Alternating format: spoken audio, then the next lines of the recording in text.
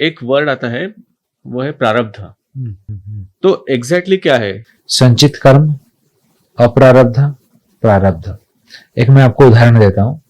जैसे कि एक पेड़ का बीज रहता है और आपने उसको मिट्टी में बोया है, तो ये आपका संचित है, अप्रारब्ध है, अभी तक बीज निकला नहीं। लेकिन जैसे ही पानी गिरता है, वातावरण अनुकूल हो जाता है, तो बीज अंकुरित होता है, वो प्रारब्ध हो गया, पेड़ हो गया, पौधा हो गया। अभी तो वो बीज के अंदर सब कुछ था, लेकिन बीज अंकुरित होकर जब बाहर दिखता है, दैट इज कॉल्ड प्रारब्ध। पहले वो दिख नहीं रहा था, बीज मिट्टी के अंदर था, अप्रारब्ध था, दिख नहीं रहा था।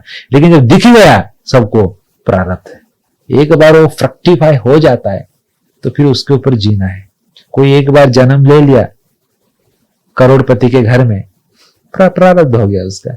संचित मतलब सपोज एक गोडाउन है, गोडाउन में आपने बहुत कुछ स्टोर करके रखा है, लेकिन सब कुछ एक साथ नहीं निकालते हैं, आधा निकाला आधा रखा है, जो निकल गया वो प्रारब्ध हो गया।